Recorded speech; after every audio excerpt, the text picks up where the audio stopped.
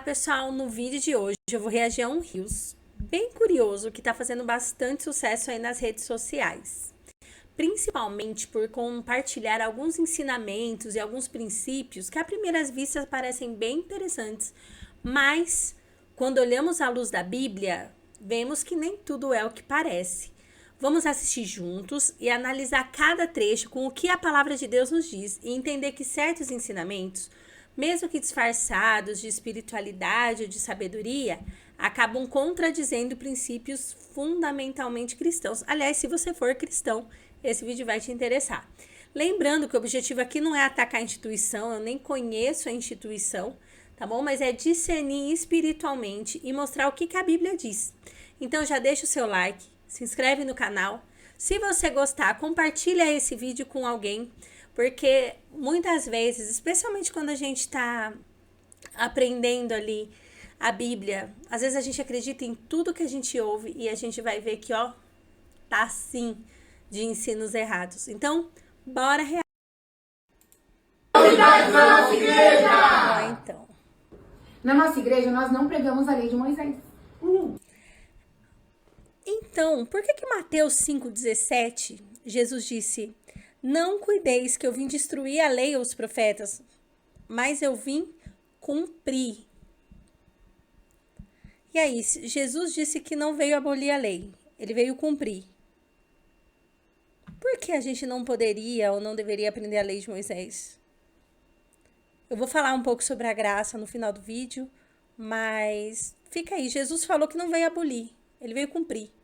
Na verdade, o problema da lei é que o homem não entendeu a essência da lei. Não era regra pela regra.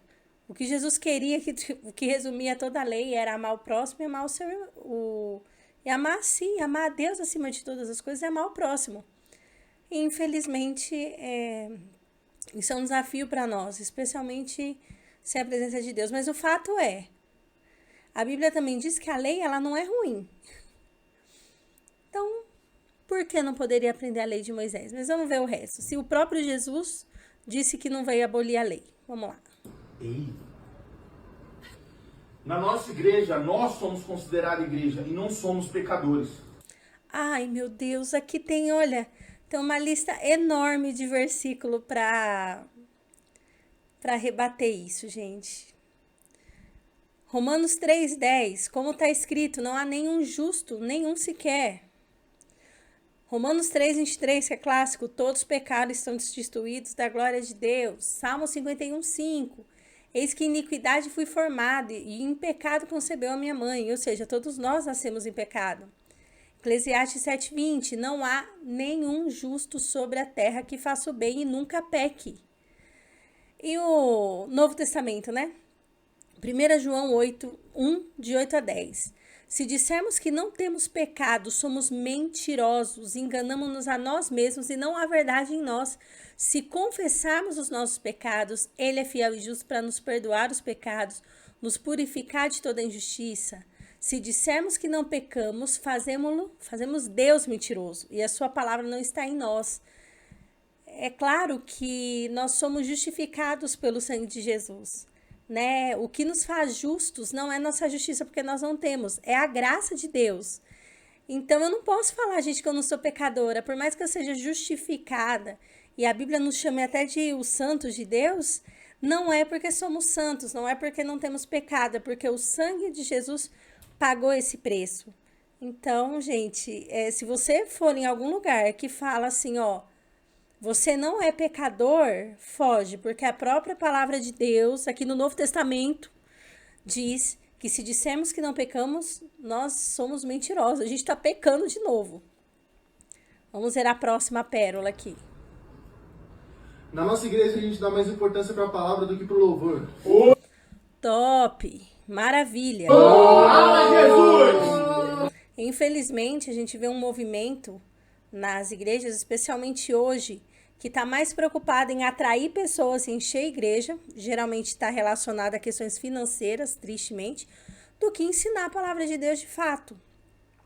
Então, uma instituição que valoriza mais a palavra do que o louvor é bom.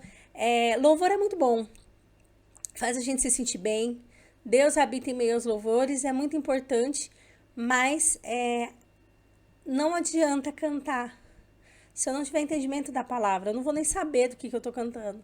Então, ponto positivo.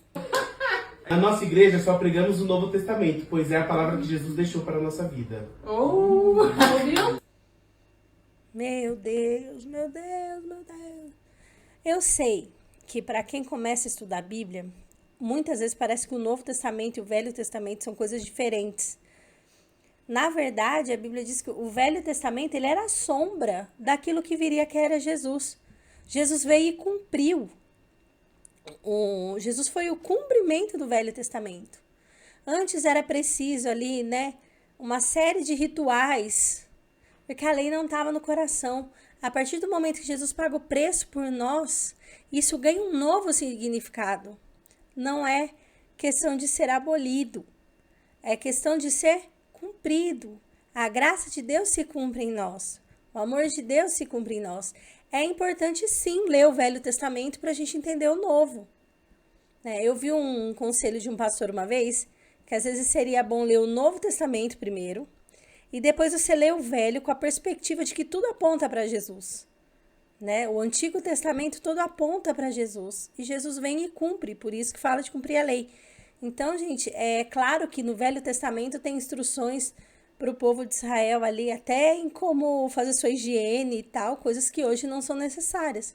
Porque Deus orientava o povo naquilo, num ambiente sem saneamento, etc.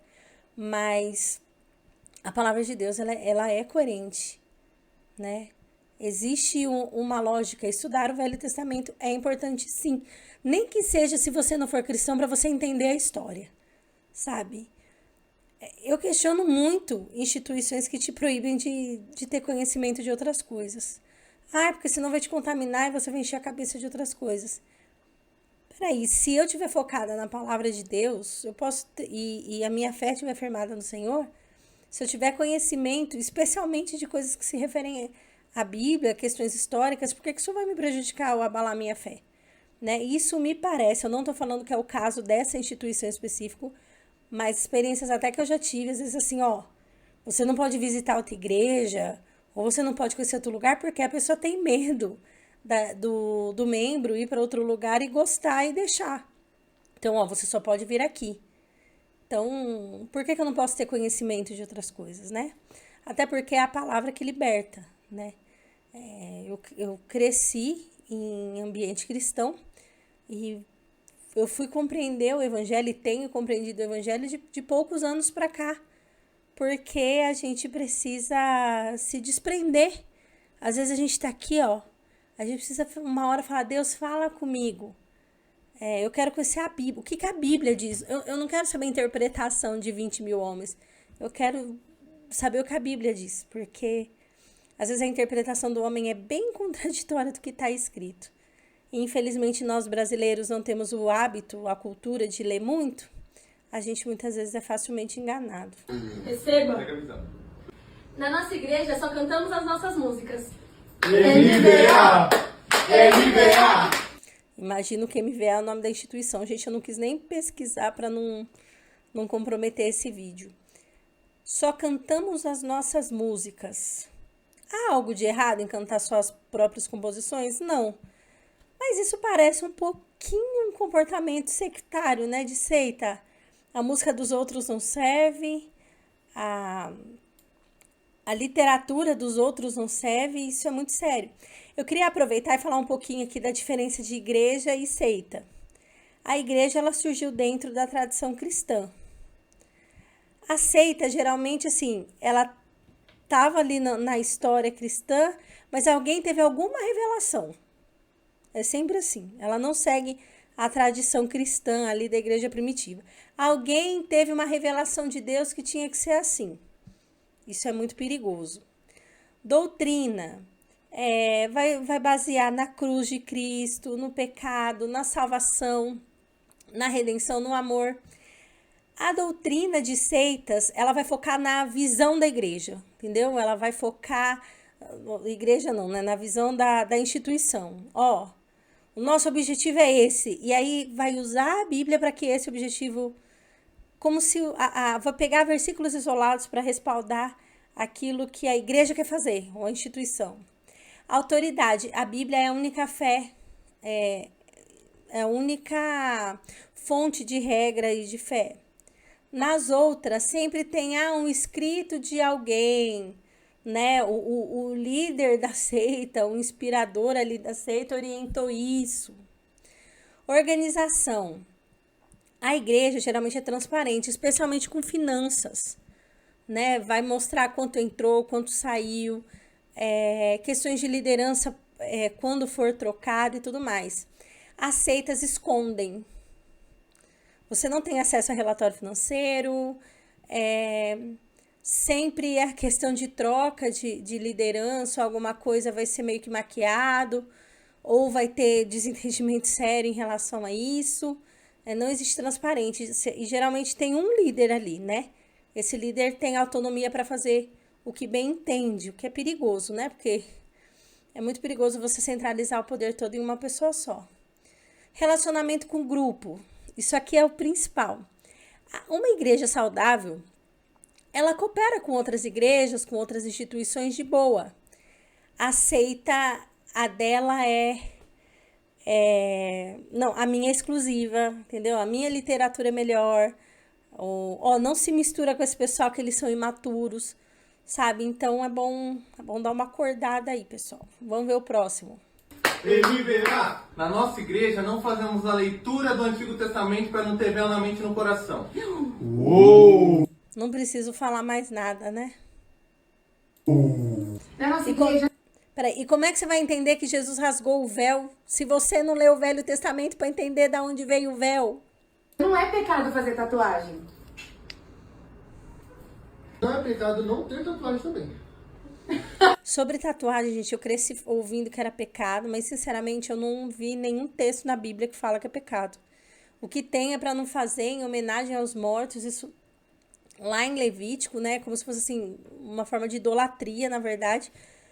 Mas as pessoas que fazem tatuagem hoje, a grande maioria não é por idolatria, né? Se eu fizer um coraçãozinho, eu particularmente confesso que eu não faria, não curto, mas eu não tenho base bíblica para condenar ou para falar alguma coisa para alguém que tem.